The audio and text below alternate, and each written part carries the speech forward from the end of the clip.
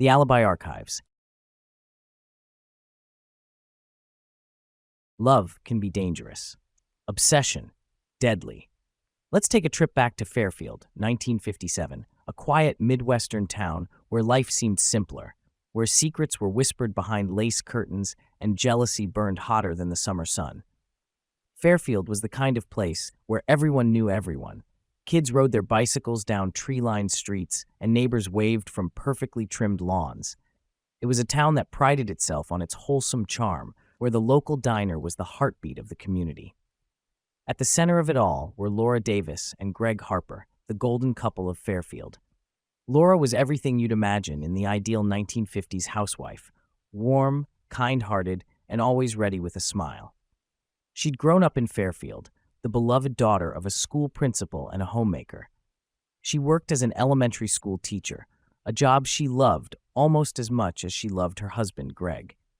Greg, on the other hand, wasn't a Fairfield native. He arrived in town a decade earlier with little more than charm and ambition, but it didn't take him long to win the community over. Tall, broad-shouldered, and always impeccably dressed, Greg was the kind of man who could sell ice to an Eskimo, and he did just that as a successful real estate agent. Together, they were the picture of post-war American prosperity. But love, as we know, can be deceptive. Beneath their perfect exterior, cracks began to form, and those cracks were about to widen. Jessica Lynn was a fiery spark in a town of gentle embers. She arrived in Fairfield in the spring of 1957, a 25-year-old transplant from Chicago with ambitions bigger than the small-town tavern where she worked. Jessica had that kind of magnetic energy, the kind that drew men in and made women feel uneasy. It wasn't long before her path crossed with Greg Harper. At first, it seemed harmless. Greg was a regular at the tavern, stopping by after work to relax with a drink and chat with friends. But over time, those conversations with Jessica lingered. Her laugh, her charm, it was intoxicating. And while Greg's attention was innocent at first, Fairfield was a town where nothing stayed secret for long. The whispers started almost immediately. People noticed Greg's late nights, the way his smile was just a little brighter when Jessica was around. Private laughs shared over the bar counter didn't go unnoticed, and neither did Greg's sudden distance from Laura.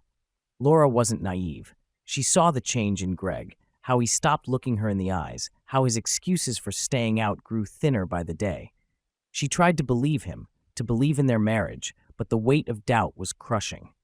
In her journal, Laura poured out her suspicions. "I know he's lying to me," she wrote, the pen trembling in her hand. But how far does this go? Those entries became darker, more desperate. Laura began to see Jessica not just as a threat to her marriage, but as a symbol of everything she feared losing. Greg's love, her stability, her future. Laura's doubts consumed her. A quiet storm brewed within her, a storm no one saw coming until it was too late. On the evening of July 15th, 1957, that storm finally broke. Laura followed Greg to the tavern, parking her car just far enough away to avoid suspicion. From the shadows, she watched as Greg walked Jessica to her car. Their laughter echoed through the humid night, a sound that hit Laura like a slap to the face. She followed Greg home, her knuckles white on the steering wheel. When Greg walked through the front door, Laura was waiting. The knife wasn't far. It had been sitting on the coffee table, a subtle but deliberate choice. Accusations flew like sparks from a fire. Laura demanded the truth, but Greg, dismissive as ever, only fanned the flames. In the heat of the moment, love turned lethal. The fight was brief but violent.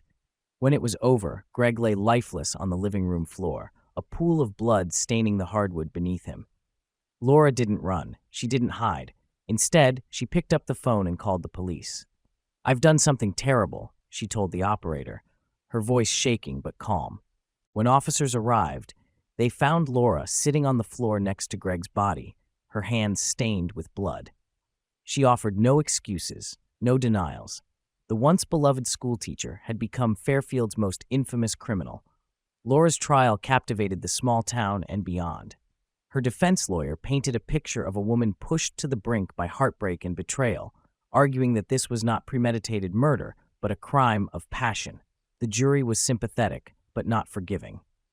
Laura was convicted of second-degree murder and sentenced to 15 years in state prison.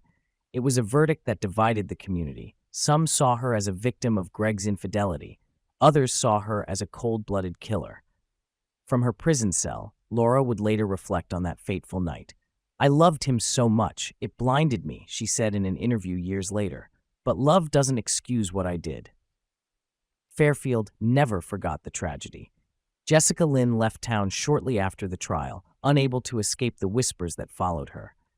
And Greg Harper's name became a cautionary tale, a reminder of the price of betrayal and the dangerous power of obsession. The tale of Laura Davis is a haunting reminder of how love, when twisted by jealousy and heartbreak, can spiral into destruction.